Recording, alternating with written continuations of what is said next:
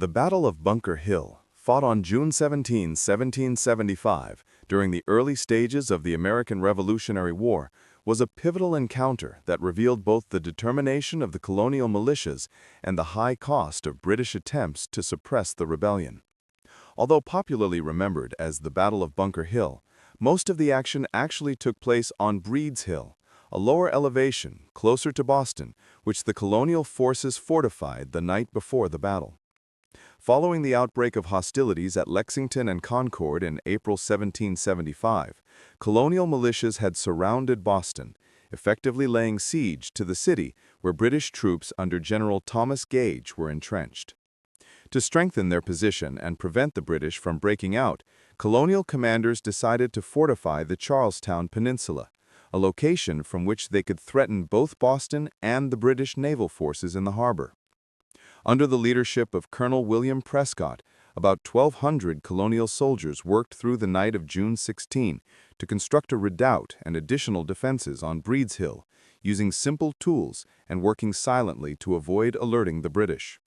At dawn, the British realized the danger posed by these new fortifications, which commanded a strategic view of the city and harbor. General William Howe and General Henry Clinton planned a direct assault to dislodge the colonists before they could strengthen their position further.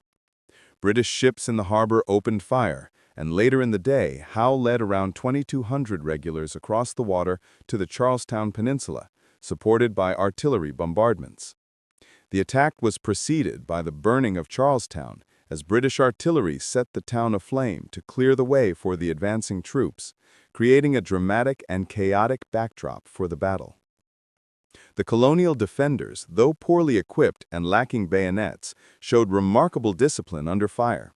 With limited ammunition and powder, their officers ordered them to hold their fire until the enemy was within close range, leading to the legendary phrase, "Don't fire until you see the whites of their eyes," intended to ensure that every shot would count.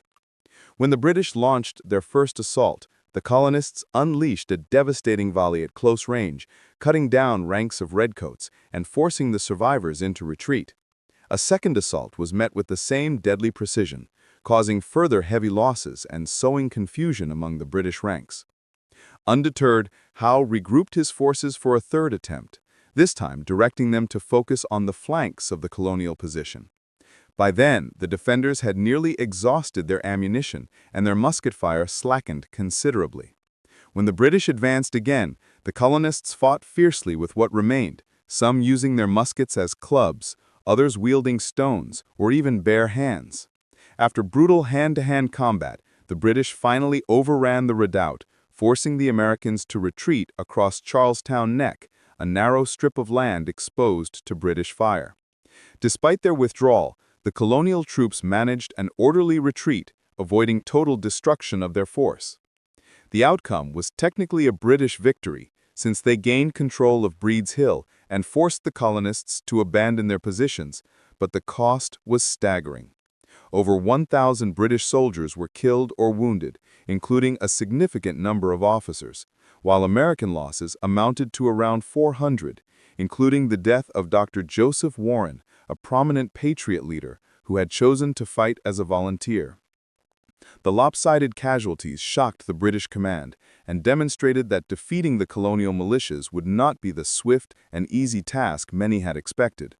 For the Americans, the battle, though a tactical defeat, was a strategic and psychological triumph, proving that ordinary farmers and volunteers could stand against one of the most powerful armies in the world and inflict heavy damage. The Battle of Bunker Hill thus became a symbol of American courage and resolve, fueling the revolutionary spirit and encouraging greater support for the cause of independence. It also marked a turning point in the conflict by convincing the British that the rebellion was far more serious than anticipated and would require a major commitment of men and resources to suppress. In the months that followed, the siege of Boston continued, and the memory of Bunker Hill served to inspire the Continental Army, formally organized under George Washington shortly after the battle.